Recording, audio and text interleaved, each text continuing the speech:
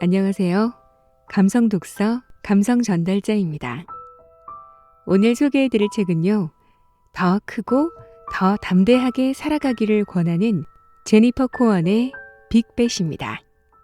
제니퍼 코언은 하버드, MIT, 컬럼비아, 와튼 등 미국 최고의 비즈니스 스쿨과 포춘 500대 기업들이 열광한 자기계발 리더십 전문가이자 브리트니 스피어스, 크리스티나 아길레라, NBA 스타 데니스 로드맨의 라이프 코치이기도 했는데요. 그녀는 늘 말합니다. 당신이 생각하는 것보다 훨씬 더 많은 걸 해낼 수 있다고 말이죠. 그 중에서도 오늘 함께할 챕터는 최고가 아니어도 원하는 것을 얻을 수 있다인데요. 이 책을 통해 비교와 완벽주의에 지친 우리 모두에게 다시 한번 용기를 내도 괜찮다는 작지만 강한 위로를 느끼실 수 있을 것 같아요. 그럼 지금부터 빅벳, 책 속의 일부분을 들려드릴게요. 최고가 아니어도 원하는 것을 얻을 수 있다. 원하는 것을 구체적으로 요구해라. 1995년 1월 중순, 영하 40도까지 떨어져 뼈마저 시린 매니토바주 위니펙에서 크게 부풀린 머리에 큰 꿈을 품은 19살 소녀였던 나는 공연장 뒷문 밖에서 유명 배우에게 쉽지 않은 부탁을 하려고 기다리고 있었다. 나는 음악을 아주 좋아했고 당시 다른 10대 아이들과 마찬가지로 캐나다판 MTV라고 할 수 있는 머치뮤직이라는 채널을 줄기차게 시청했다. 그러다 새로운 VJ 자리가 생겼고 누구나 데모 테이프를 보낼 수 있는 기회가 열렸다. 이 말은 머치뮤직의 프로듀서들이 수천 개의 지원서를 받을 거라는 뜻이었다. 오디션을 볼 기회를 얻으려면 끝내주는 데모를 만들어서 눈에 띄는 수밖에 없었다. 진짜 멋지고 진짜 특출나서 도무지 무시할 수 없는 테이프를 내야 했다. 그러니 비록 영하 40도였지만 그날은 나에게 행운의 날이었다. 블록버스터 영화 스피드가 나온 지 얼마 안 됐을 때 주인공 키아누 리브스가 캐나다의 매니토바 극장센터에서 햄릿을 공연했다. 나는 키아누 리브스를 인터뷰한 데모 테이프를 보내면 분명히 눈에 띄고 오디션 볼 기회도 생길 거라고 확신했다. 그래서 극장 밖에 서 있다가 얼음 조각상이 될 뻔한 것이다. 밤 공연을 끝낸 키아누가 뒷문으로 나오자마자 다가가서 부탁해볼 생각이었다. 돌아보면 오랫동안 이 대담한 순간을 연습했던 것 같다. 어릴 때 올리브 가든 매니저에게 안내원 자리를 달라고 요구했을 때부터 말이다. 그때 처음으로 내가 원하는 것을 얻으려면 요청해야 한다는 걸 배웠다. 묻지 않으면 얻을 수 없다. 또 최악의 상황은 무엇일까라는 중요한 질문을 자신에게 던져야 한다는 것도 알게 됐다. 키아누가 안 된다고 하거나 내 얼굴에 대고 웃음을 터뜨리거나 경비에게 날 내쫓으라고 한다고 해도 나는 잃을 것이 없었다. 만일 좋다고 하면 적어도 위니펙 기준에서는 세상에서 제일 멋진 VJ 데모 테이프를 만들게 될 것이었다. 그렇게 키아누의 사인을 받으려고 기다리는 많은 소녀 팬 사이에서 떨고 있는데 드디어 그가 뒷문을 열고 나왔다. 기다리던 순간이었다. 내 기회가 왔다. 나는 팬들과 언론사 카메라들을 밀치고 키아누에게 다가갔다. 드디어 키아누의 어깨를 톡톡 두드려 내 꿈의 직업을 선사해줄 요청을 전달할 때가 됐다. 키아누가 뒤돌아보자 나는 1초도 낭비하지 않았다. 키아누, 제 인터뷰에 응해주시겠어요? 머치뮤직 VJ라는 제 꿈을 이루기 위해 데모 테이프를 만들어야 해서요. 사인해 드려요? 키아누가 혼란스러운 표정으로 물었다. 사인이요? 사인을 못하러 받겠어요. 제가 꿈꾸던 일을 하려면 당신 도움이 필요해요. 뭐라고요? 나는 소란스러운 관중 사이에서 목소리를 높였다. 키아누, 제 꿈을 이룰 수 있게 도와주세요. 그래요? 그럼 제게 번호를 주시고 내가 나중에 전화하면 좀 더 자세히 이야기해 주시겠어요? 키아누 리브스는 내가 성가셔서 그런 제안을 했겠지만 나는 껌종이에 한 소녀가 건넨 아이라이너로 전화번호를 적어서 그에게 건넸다. 그리고 전화를 기다리기로 했다. 다음날 학교에 내가 무슨 짓을 했는지 소문이 퍼지자 아이들은 키아누가 모든 걸 제쳐두고 그래요, 낯선 아가씨. 내가 비디오 촬영을 도와주죠. 하고 찾아오겠냐며 나를 비웃고 조롱했다. 조롱은 며칠이나 계속됐다. 나를 잘 모르는 아이들조차 할리우드 스타가 내게 전화를 걸 거라고 믿냐며 웃어댔다. 하지만 마지막으로 웃은 사람은 나였다. 키아누에게 전화번호를 남긴 지 나흘이 지난 날, 학교 끝나고 집에 갔더니 자동 응답기에 한 남자가 메시지 2개를 남겨놓았다고 엄마가 알려주었다. 세상에, 키아누가 전화해서 메시지를 1개도 아닌 2개나 남겼어. 두 번째 메시지에서 키아누는 자기 전화번호를 알려주면서 자신에게 전화하면 데모 테이프 촬영을 도와주겠다고 했다. 이후 무슨 일이 일어났냐고?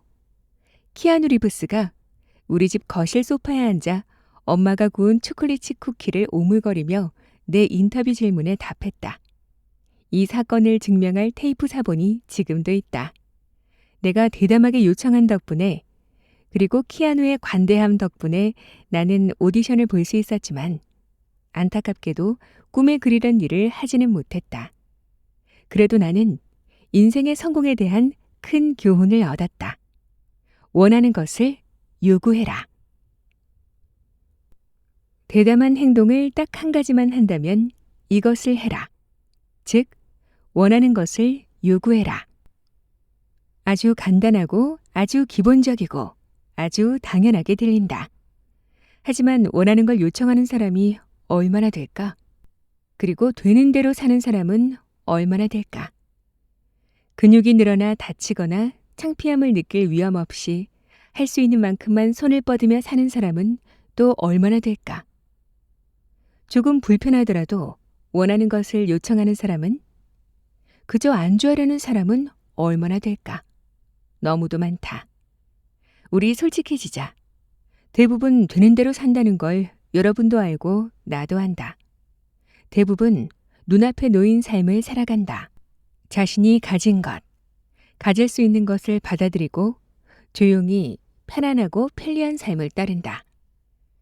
회사 이익에 엄청난 기여를 했으니 연말이 되면 어느 정도 연봉 인상이 있을 텐데 굳이 상사와 불편한 대화를 하면서까지 연초에 인상을 요구할 필요가 있을까? 거대 온라인 검색 포털에 올라온 일자리만 찾아봐도 되는데 왜 굳이 관심 있는 회사에 개별적으로 사람을 구하냐고 직접 물어봐야 하나? 자신을 좋아한다는 남자들을 만나지 않고 왜 마음에 드는 남자에게 데이트하지 않겠냐고 물어볼까? 왜 남들처럼 현실적인 아이디어를 떠올리지 않고 자신을 전혀 모르는 유명 배우에게 데모 테이프에 출연해달라고 할까?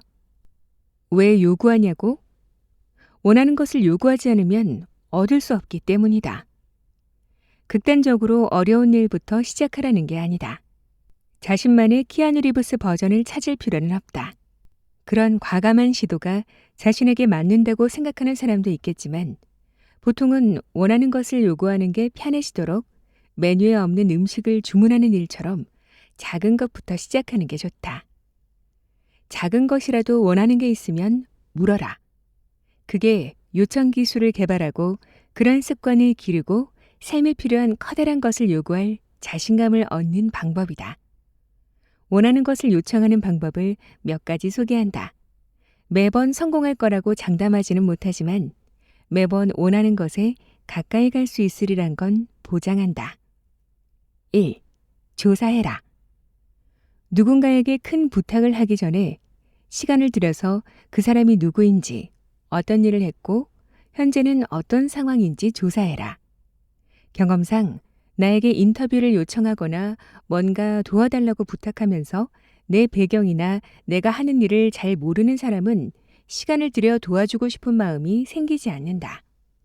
반대로 미리 조사해본 티가 나는 사람에게는 훨씬 감동하게 되고 시간을 들이는 것도 괜찮다.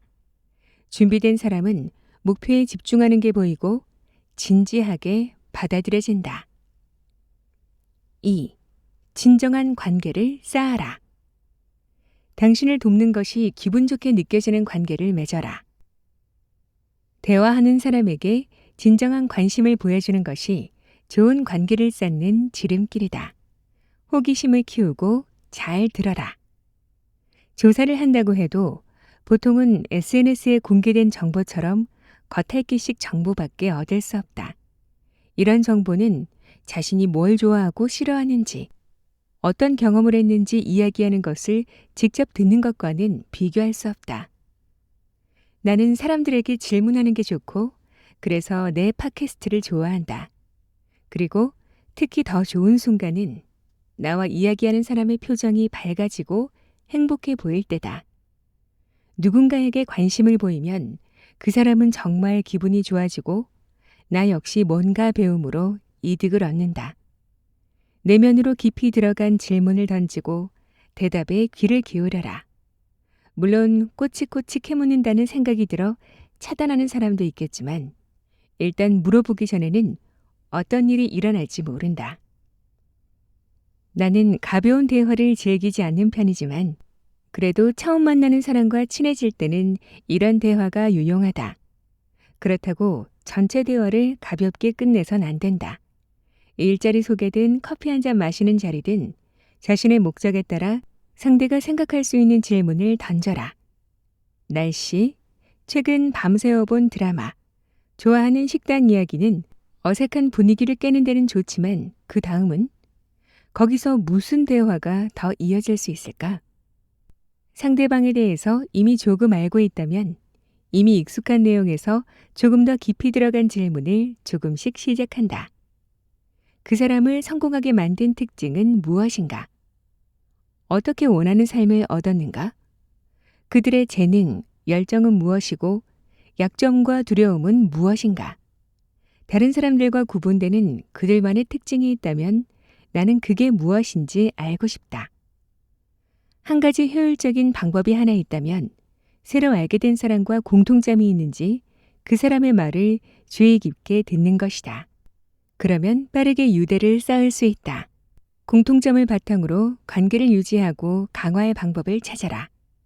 두 사람이 모두 관심을 가지는 주제에 관한 흥미로운 기사가 있으면 이메일을 보내고 좋은 책을 읽고 나서 상대도 좋아할 것 같으면 선물하는 것도 좋다.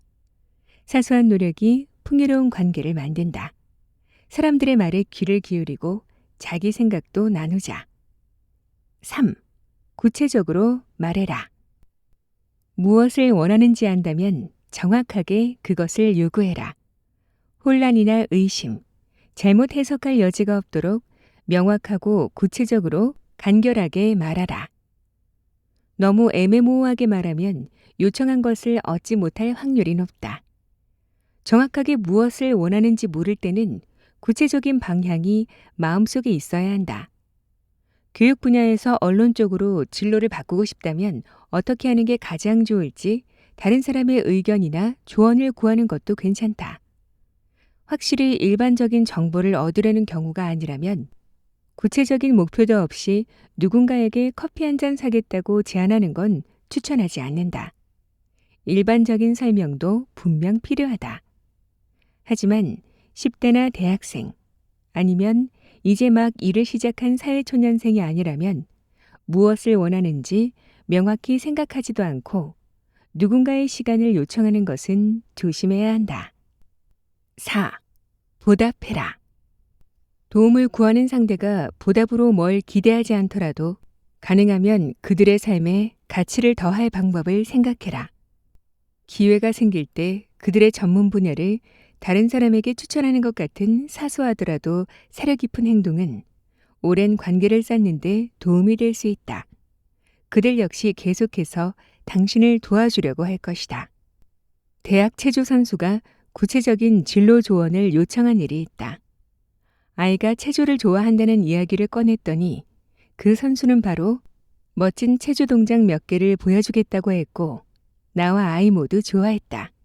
이 젊은 여성이 순전히 이타적인 마음으로 그런 제안을 했을까? 아니다. 내 도움을 원했기 때문에 그렇게 한 것이다. 하지만 그녀의 관대함은 우리 모두에게 좋은 역할을 했다. 그 학생을 다시 도와줄 일이 있다면 나는 기꺼이 나설 것이다. 주는 게 있으면 돌아오는 게 있다. 친절한 행동과 보답은 당시에는 다른 조건 없이 즉흥적으로 한 일이더라도 두고두고 기억된다. 당신이 20대 때 친절을 베푼 사람이 20년 후 나타나 당신이 원하는 것을 얻을 수 있도록 도와줄 수도 있다. 모두에게 친절해라. 언제 다시 만날지 모른다. 5. 말투를 점검해라. 말하는 내용이 아닌 말하는 방식이 중요하다. 사람들은 보통 부탁받았다고 기분이 상하지 않는다.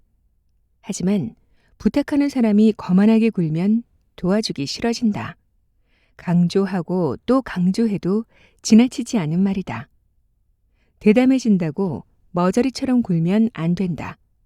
오히려 밝고 존중하는 마음으로, 거기에 약간의 겸손함까지 더하면 누구든 당신을 도와주려고 할 것이다.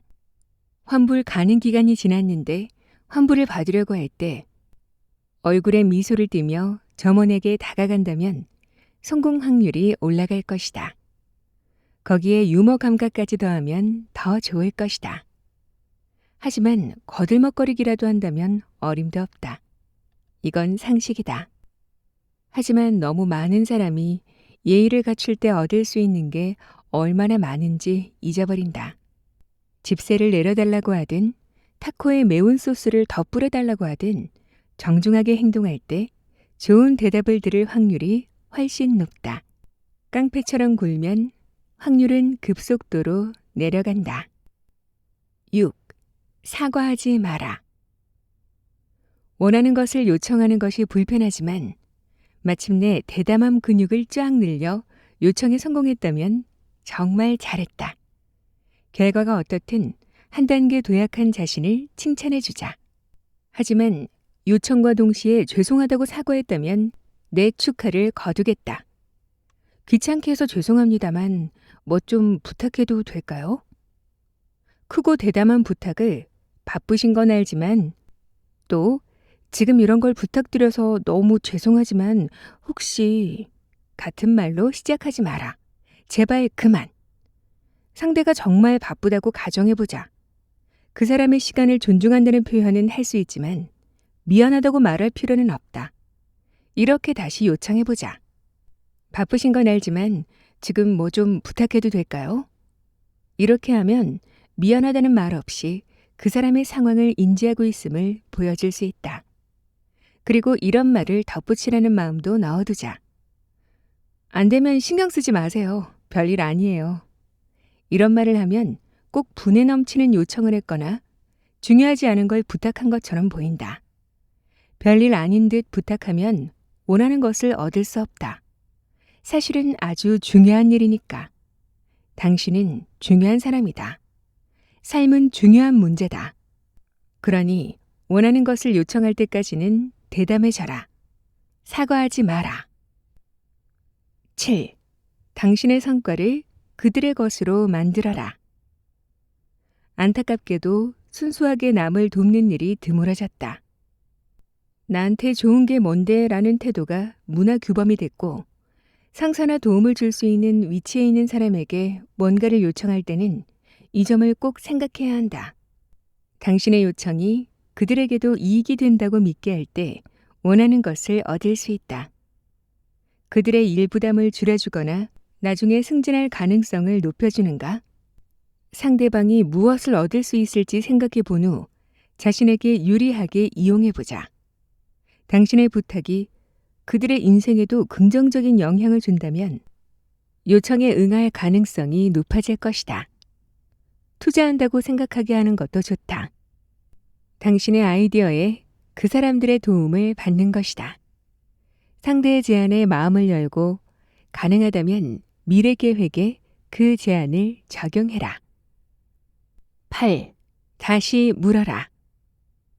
다시 묻는 것은 원하는 것을 얻기 위한 필수적인 과정이다.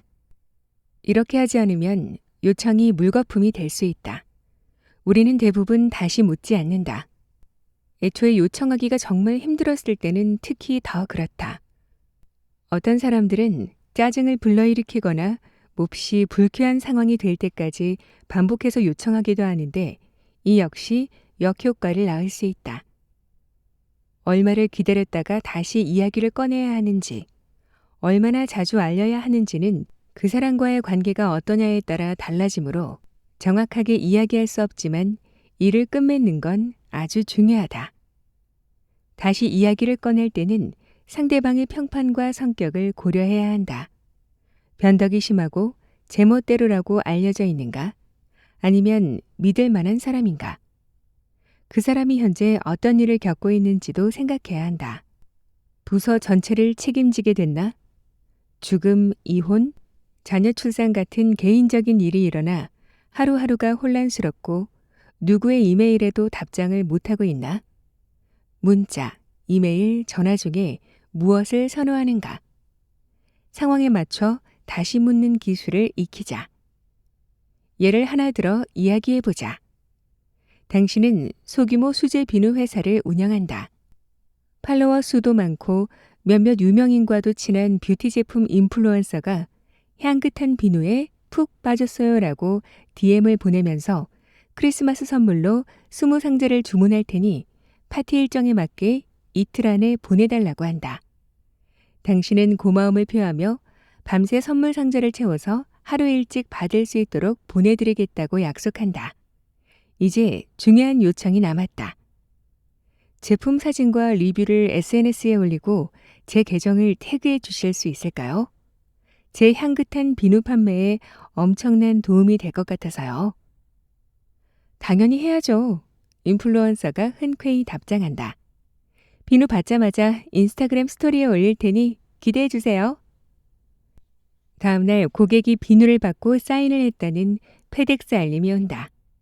하지만 인플루언서는 며칠이 지나도록 파티 장식 사진은 올리면서 약속했던 비누 사진이나 리뷰는 올리지 않는다. 곧 크리스마스가 다가오고 이건 엄청난 판매 기회가 될 수도 있다. 제 요청 시간이다. 다시 연락해서 물어보는 게 무례한 일일까? 아니다. 꼭 해주겠다고 하지 않았는가? 이렇게 물어보는 게 프로답지 못한 일일까? 아니다.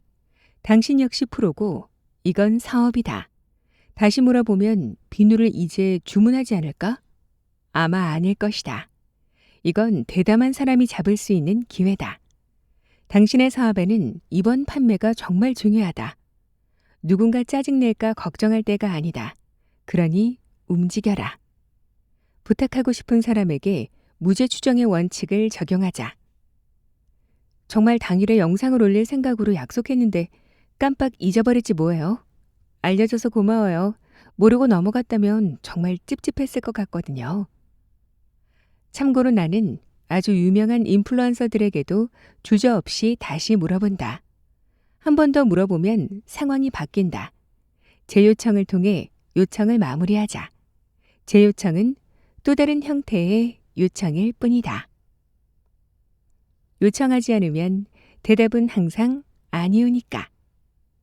성격에 따라 자신만의 요청 스타일을 개발하고 주어진 환경에 따라 변형할 수 있다. 급한 일인가?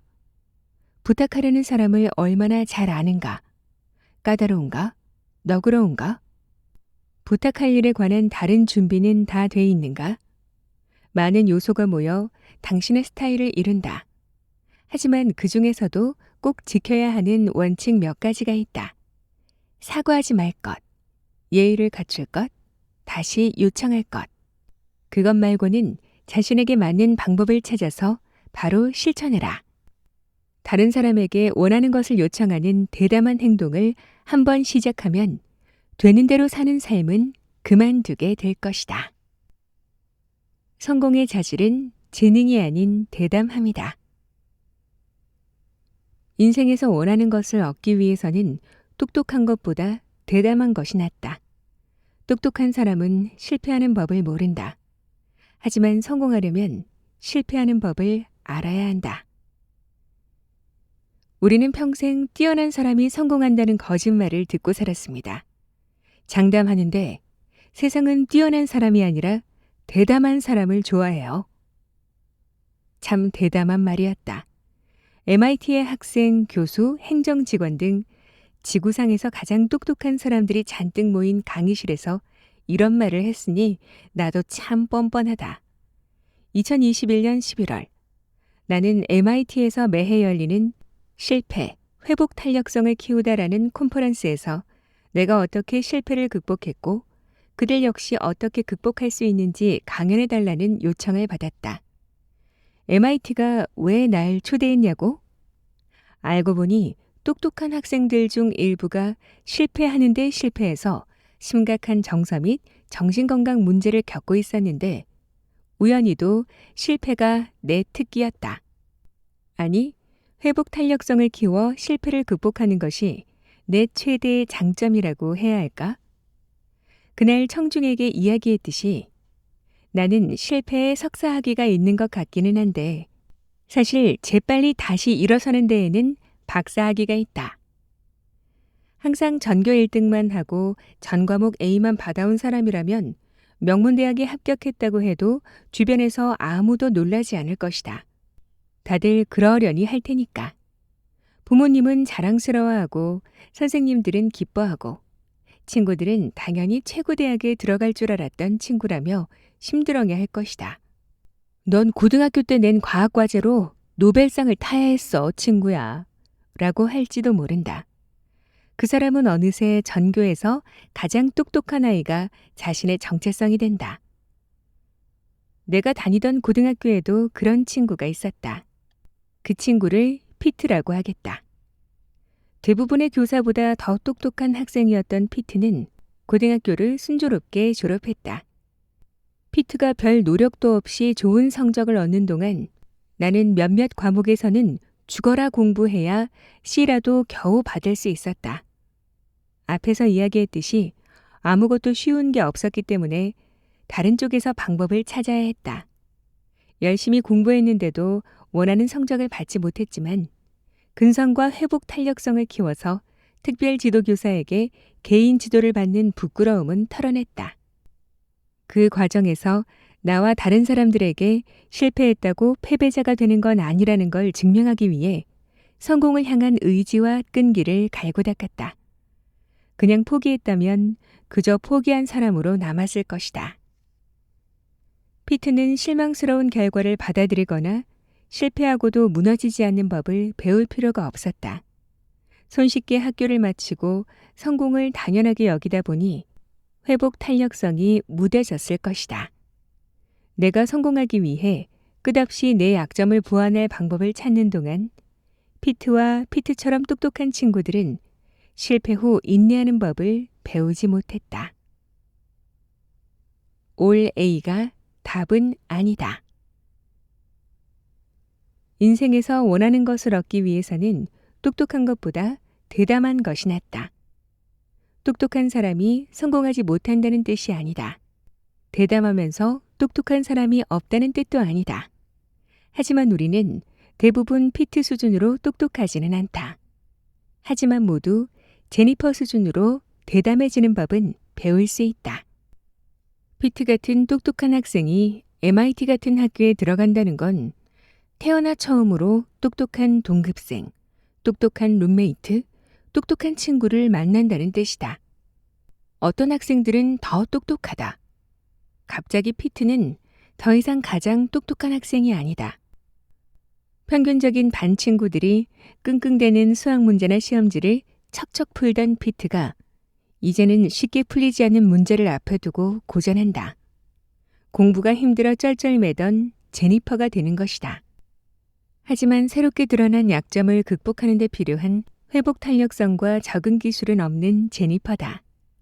이들은 틀리지 아니라는 심산으로 교수가 낸 문제를 지나치게 분석하고 가능한 해법을 과도하게 생각하면서 자기의심에 사로잡힌다. 고등학교에서 좋은 성적을 받다가 대학에 들어가서 어려운 공부와 경쟁에 충격받는 학생들은 실패에 대한 두려움 탓에 자신감을 잃고 큰 부담을 느끼기 쉽다. 그러면 정신적, 심리적 행복감도 떨어지는데 특히 이런 일에 대응할 만한 성격을 타고나지 않으면 더 힘들어진다. 쉽게 말해 이들은 실패하는 법을 모른다. 그리고 성공하려면 실패하는 법을 알아야 한다. 나는 대학에서 좋은 성적을 받지 못했을 때 좀 실망하긴 했지만 절망하지는 않았다. 하지만 고등학교에서 A만 받던 신입생들은 처음으로 C나 D 아니면 F를 받을까봐 걱정하다가 평균적인 학생들보다 더 위축되기도 한다. 이런 심리적 타격이 심각한 결과를 가져오고 비극을 일으키기도 한다. 최상위 학생들을 받는 일부 학교는 캠퍼스 내 자살률 또한 평균 이상이다. 2015년 MIT는 이 문제를 심각하게 받아들였다. 학교행정부는 수업 부담을 줄이고 정신 건강에 대한 인식 개선과 실패, 회복 탄력성을 키우다 컨퍼런스 같은 프로그램을 마련하는데 더 신경을 쓰게 됐다. 그렇게 해서 피트처럼 똑똑한 학생들이 가득 모인 MIT 강당에서 내가 강연을 하게 된 것이다. 내 역할은 학생들에게 실패해도 괜찮다는 사실을 알리는 것이었다. 여러분도 그걸 알았으면 한다. 원하는 것을 얻을 수 없다면 머리 탓이다. 세상에는 대단한 지능으로 크게 성공한 사람들이 많다. 일론 머스크, 빌 게이츠, 수잔 워치치키, 마크 저커버그, 제프 베이조스 등. 하지만 지능이 성공으로 이어지지 않아 대중에게 알려지지 않은 천재적인 사람들도 많다. 똑똑한 사람들이 늘 앞서 나가는 것은 아니다. 그보다는 대담한 사람이 앞서 나간다. 항상 똑똑한 아이라는 말을 듣고 자란 사람은 내가 이야기해본 몇몇 학생처럼 거절을 두려워하게 될 수 있다. 그 학생들은 실패하면 정체성의 의문이라도 생기는 듯 실패를 두려워한다. 실패는 이들의 자존감을 위협하고 자기 의심의 굴레에 기름을 칠한다. 사람들은 자신에 대한 의심 때문에 영혼을 갉아먹는 직업에서 벗어나지 못하고 적절한 돈을 벌지 못하며 앞으로 나아가지 못한다. 똑똑한 사람들은 열심히 준비한다. 대담한 행동을 가로막지만 않는다면, 아니, 그저 행동하는 것마저 가로막지 않는다면 아주 좋은 특성이다. 이들은 찬반 목록을 만들고 업무 흐름도를 그리고 배경을 조사하다 검색의 블랙홀로 빨려든다. 때로는 너무 많이 아는 것이 가능해진다. 그때가 되면 잘못될 수 있는 모든 방법을 생각하게 되고 정보가 과도해 분석하지 못하는 지경에 이른다. 똑똑한 사람들은 내릴 수 있는 모든 결정과 선택할 수 있는 모든 움직임을 분석하느라 꼼짝 못하기도 한다. 실패가 두려워서 아무것도 하지 않으면 당연히 원하는 것을 얻지 못한다. 이들은 성공할 만큼 충분히 똑똑한데도 목표를 향한 첫 발을 내디디려고 하지 않는다. 위험을 회피하려 하면 할수록 회복 탄력성은 떨어지고 이런 악순환이 계속되면서 점점 더 위험을 피한다.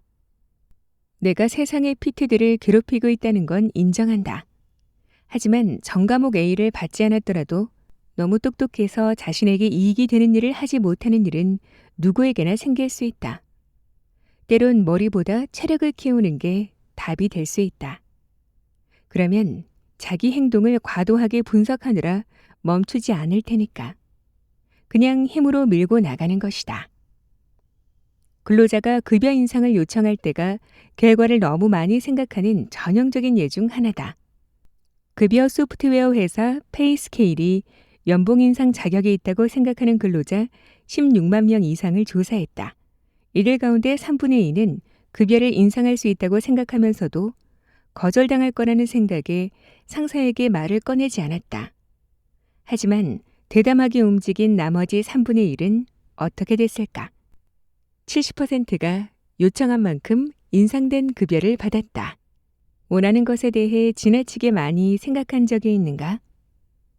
머리로 찬성과 반대 목록을 만들다 보니 반대의 무게가 실리면서 몸이 얼어붙었는가? 그거 하지 마. 이 목록을 좀 봐. 넌 실패할 거야. 페이스케일 조사에서 이야기한 연봉 인상 요청이 아닌 다른 일이었을 수도 있다. 어쩌면 저축한 돈을 꺼내 지금 당장 원하던 회사를 차리고 싶었을 수도 있다. 처음에는 투자도 확실히 받고 바닥부터 시작하겠다고 마음먹었는데 갑자기 돈과 상식을 고려해 사업을 미루거나 아예 접자는 똑똑한 생각이 떠올랐을 것이다. 어쩌면 회의 시간에 손을 들고 해결책이나 아이디어를 이야기하지 말아야 하는 똑똑한 이유를 나열하거나 서로 호감이 있는 것 같은 사람에게 전화해 데이트 신청하는 것이 똑똑한 행동이 아니라고 속삭이는 머릿속의 목소리에 수긍했을 수도 있다. 바보 같은 짓 하지 마. 가던 길을 멈추고 하지 말아야 하는 모든 이유를 떠올리다 보면 자신에 대한 의심과 두려움으로 얼어붙을 것이다. 대담한 행동이 원하는 것을 얻도록 도와주는 좋은 습관이라면 지나친 생각은 완전히 정반대로 부숴버려야 하는 부정적인 습관이다. 의도는 좋다. 실패의 고통으로부터 자신을 보호하려는 거니까. 하지만 때로는 잘난 척하는 친구에게 좀 닥치라고 해야 한다. 그만 생각하고 그냥 해라. 그리고 똑똑함이 아니라 대담함이 당신을 성공으로 가는 길로 데려다 준다는 걸 잊지 마라. 성공하려면 실패에 익숙해져라. 대담한 사람들은 실패한다. 아주 대담한 사람들도 실패한다. 특히 아주 대담한 사람들이 더 실패한다. 우리는 자주 실패한다. 너무 많이 실패해서 실패할 계획까지 짠다. 우리는 실패가 너무 익숙해서 실패를 꼭 편안한 옛 친구처럼 느낀다. 실패하지 않았다면 원하는 것을 좇지 않았다는 말이다. 더 크고 더 멋지고 더 대담한 삶을 원한다면 실패가 과정의 일부라는 점을 받아들여야 한다. 때로는 너무 크게 실패해서 녹초가 된 것 같고 회복하려면 한동안 쉬어야 할 것 같기도 하다. 그건 괜찮다. 실패는 너무 파괴력이 커서 마음이 아프고 패배자가 된 듯한 기분도 든다. 하지만 패배자라서 진 게 아니라 실패해서 진 거다. 그리고 대담한 사람이라면 준비가 됐을 때 다시 도전할 것이다. 더 큰 인생은 가만히 앉아 있을 때 찾아오지 않는다. 더 나은 인생은 주어진 것에 안주할 때 찾아오지 않는다. 더 대담한 인생은 실패에 익숙해지지 않고서는 만날 수 없다. 사람들은 대부분 실패했다고 원하는 것을 놓치지 않는다. 노력을 그만뒀기 때문에 원하는 것을 얻지 못한다. 그러면 어떻게 해야 실패에 익숙해질 수 있을까? 편하게 요구하기와 같은 방식이다. 연습해야 한다. 요청하기 기술을 갈고 닦아라. 그리고 사람들이 눈앞에서 문을 쾅 닫고 안 된다고 말하고 비웃고 차단하는 일에 익숙해져라. 실패하고 망치고 날리고 잃고 거부당하는 일을 편안하게 여겨라. 다음에 이야기할 10% 목표 원칙은 실패하기 수업의 최고급 과정이다. 그러나 이제 알다시피 실패하는 방법은 곧 성공하는 방법이다. 일할의 법칙. 10%를 목표로 하는 마음가짐은 계속 실패할 가능성에 익숙해진다는 의미다. 목표를 놓쳤다고 포기하지 않는다. 실패할 때마다 더 강해져서 더 대담하게 다음 시도를 준비한다. 제임스 다이슨 경은 다이슨 청소기가 된 제품을 디자인하기 전 더 좋은 진공 청소기를 만들기 위해 5,126개의 디자인을 시도했다. 헨리 포드는 첫 포드 자동차를 내놓기 전 투자금을 날리고 파산했다. 커널 샌더스는 요리 비법을 1,000번 이상, 정확히 말하면 1,009번 실험한 후 레스토랑에 팔며 KFC를 시작했다. 월트 디즈니는 상상력과 좋은 아이디어가 부족해서 신문 편집자에게 해고당했다. 라이트 형제는 키티 호크에서 비행기에 성공하기 전 전혀 날지 못하거나 거의 날지 못한 비행기를 여러 대 설계했다. J.K. 롤링이 쓴 첫 해리포터 원고는 12개 출판사에서 거절당했고 스티븐 킹은 캐리로 30번이나 거절당하는 기록을 세웠다. 이 모든 유명한 실패의 공통점은 무엇일까? 이들은 계속해서 시도했다.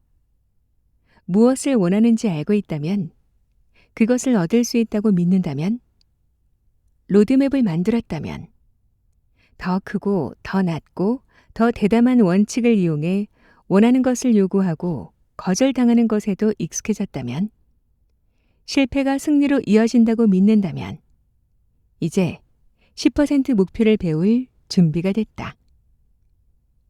방식은 이렇다. 90%는 목표를 맞추지 못하더라도 성공이라는 마음가짐으로 원하는 것을 얻기 위해 10번 시도하는 연습을 하자. 10번째 시도할 때가 되면 목표를 맞추거나 실패하기 직전까지도 미처 몰랐던 더 크고 더 좋고 더 대담한 기회를 발견할 것이다. 10번까지 시도하지 않아도 성공할 것이다. 경험으로 볼 때 가장 효율이 좋은 구간은 5번째에서 10번째 사이다. 대부분은 원하는 것을 얻기 위해 10번까지 시도하지 않는다. 한 번도 시도하지 않는 사람도 많다.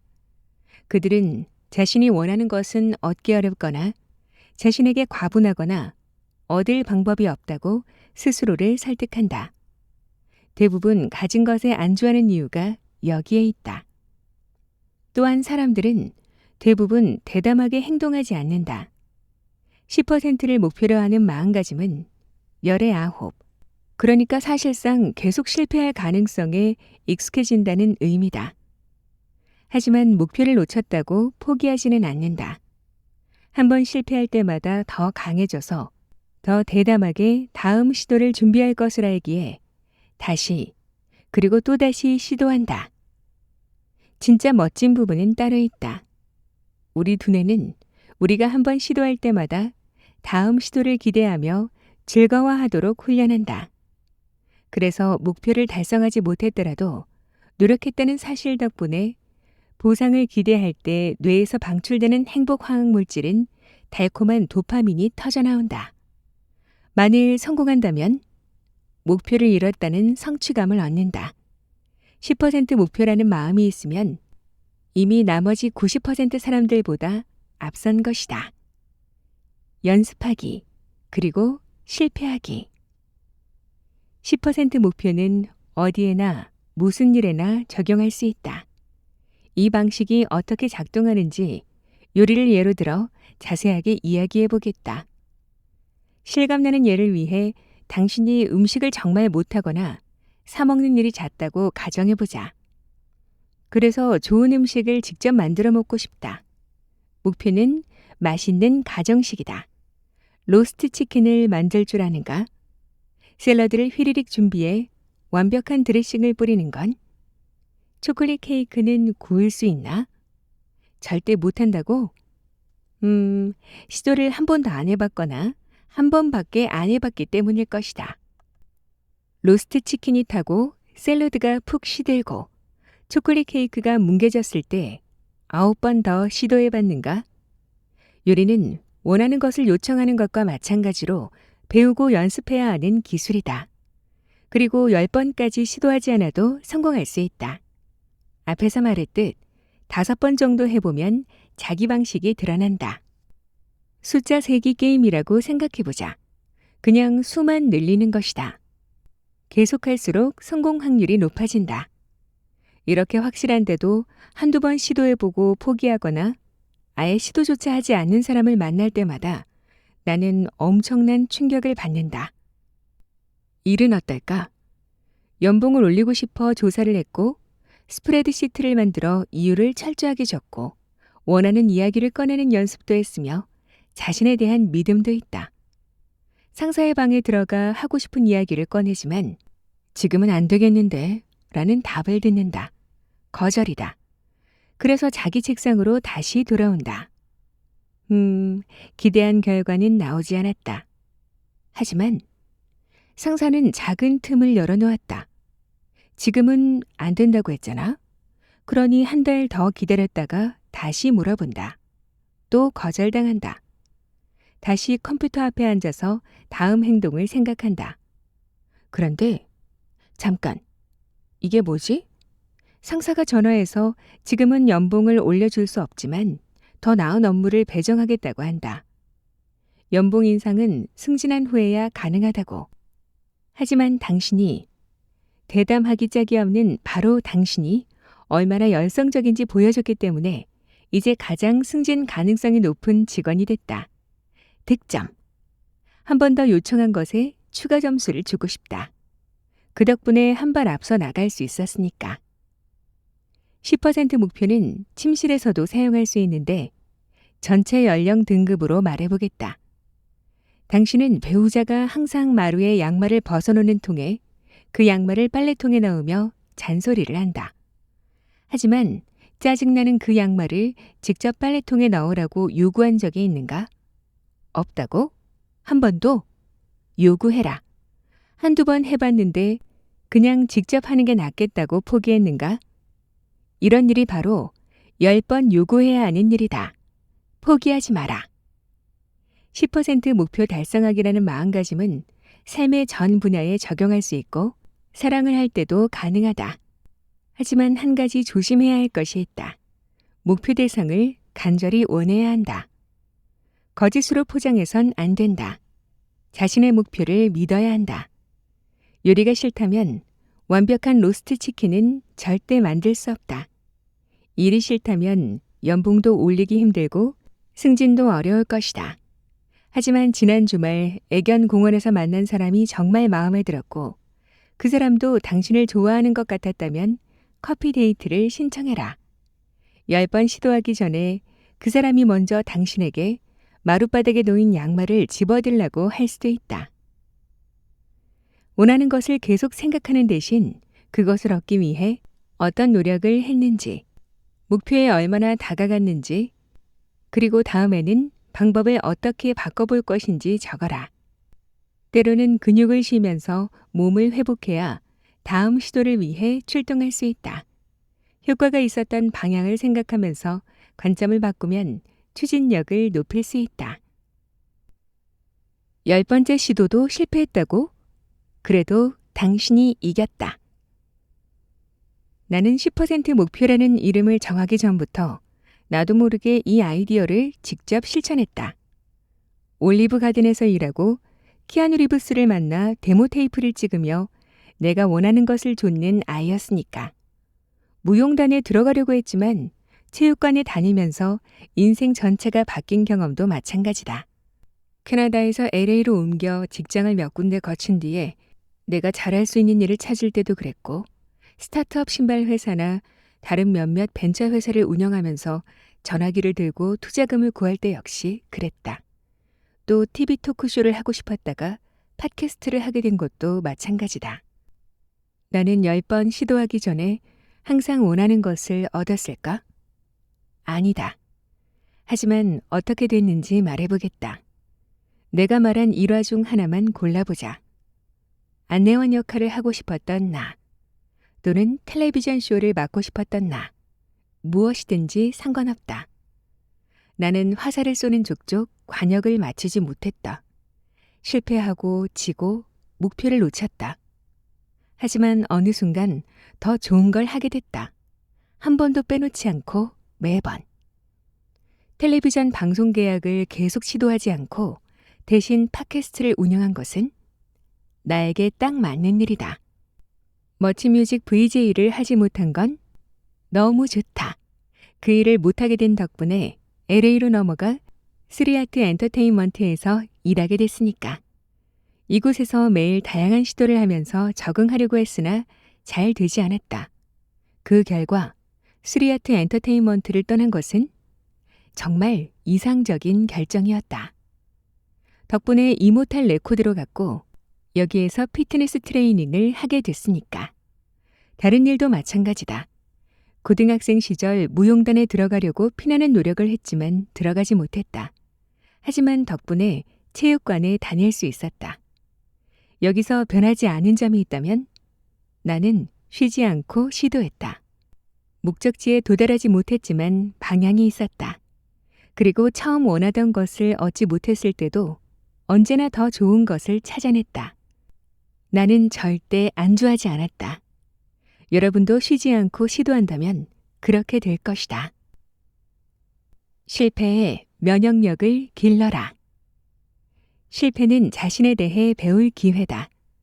어떤 장점을 더 갈고 닦아야 할지, 약점 또한 고쳐야 할지 잊어버려야 할지 아니면 다음에는 다른 사람에게 맡겨야 할지 알게 된다. 패배에서 겸손을 배우고 다른 사람들의 실패에 공감할 수 있다. 창의성을 키울 수 있다.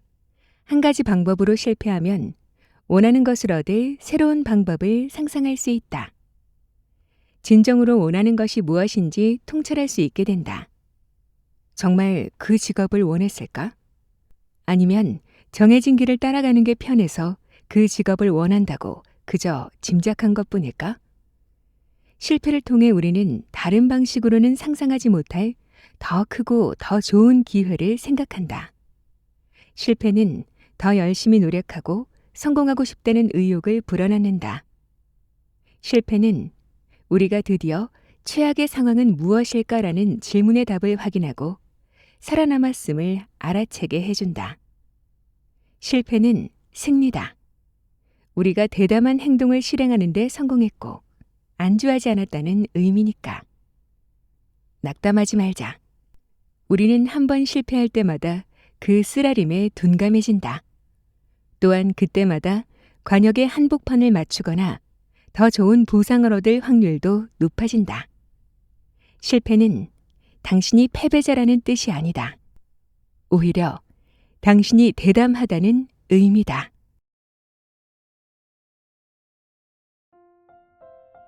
성공은 언제나 가장 대담하게 행동한 사람에게 찾아오는 것 같은데요. 제니퍼 코어는 말합니다. 최고의 필요는 없다. 그저 원하는 것을 향해 계속 요청하고 바꾸고 비틀며 나아가는 사람. 그 사람이 결국 원하는 걸 얻는다라고요. 그녀는 10대 시절부터 이미 이 원칙을 실천했는데요. 동네에 키아누 리브스가 온다는 소문을 듣고는 망설임 없이 그를 찾아가 제 데모 테이프에 출연해 주시겠어요? 라고 부탁했죠. 당연히 모두가 안 될 거라고 했지만 기적처럼 키아누 리브스가 직접 그녀의 집으로 찾아와 주었고 그 데모 테이프 덕분에 오디션까지 볼 수 있었던 이야기는 용기 있는 대담한 요청은 원하는 것을 얻을 수 있는 열쇠라는 걸 모두에게 보여주는 증거가 되었죠. 성공은 준비된 사람에게만 오는 게 아니라 움직이는 사람에게 옵니다. 조금 부족해도 완벽하지 않아도 한 걸음 먼저 내딛는 그 용기 말이죠. 오늘도 우리의 일상 속에서 조금 더 담대하게 행동할 수 있다면 당신이 원하던 삶은 그만큼 더 가까워질지도 모릅니다. 오늘도 끝까지 함께 해주셔서 감사합니다.